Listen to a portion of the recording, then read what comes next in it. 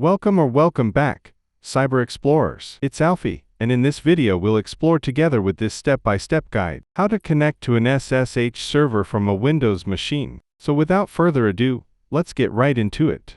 Windows 10, version 1809 and later, and Windows 11 include the OpenSSH client by default. Most Linux distributions also come with the OpenSSH client pre-installed. The client machine, source machine needs an SSH client, and the server machine, target machine must have an SSH server installed and running. Step 1.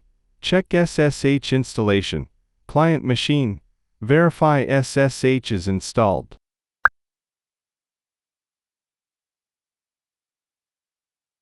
Install if missing. Server machine. Linux. Check SSH server status.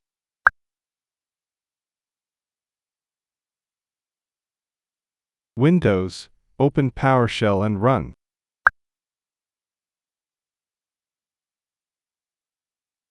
Step 2. Connect via SSH, basic connection.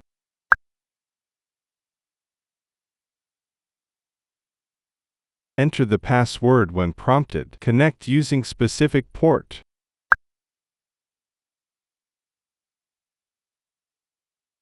Verbose output for troubleshooting.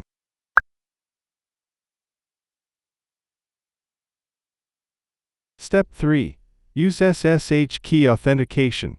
Instead of using a password, you can authenticate with the private key. Generate SSH key pair on the client machine.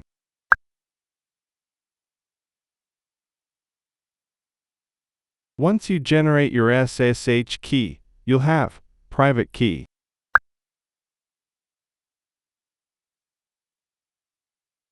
Keep this secret. Never share it. Public key.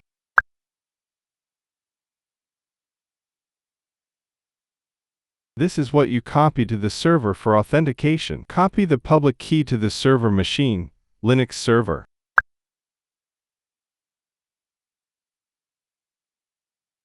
If you get no such file or directory, then use this command to create it.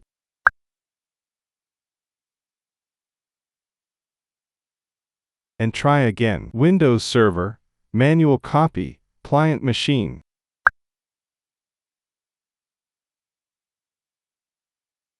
Server machine, create the .ssh directory.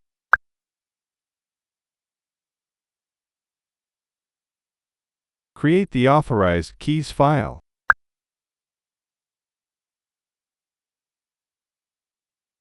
Open the file for editing.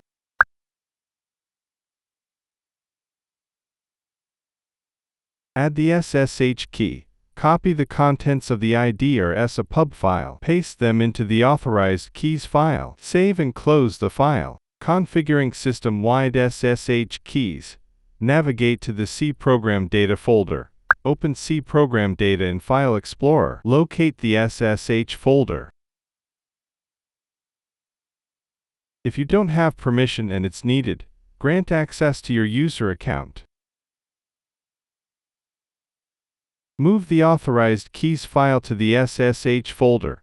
Copy and paste authorized keys into C Program Data SSH. Rename the file. Change its name to Administrator's Authorized Keys.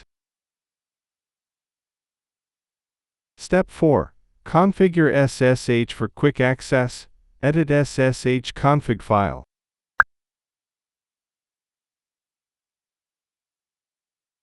Add configuration.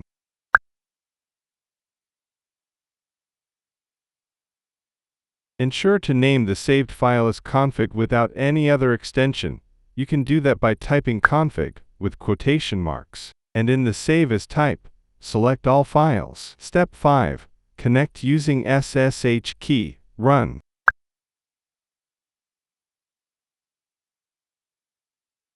Or specify the identity file explicitly.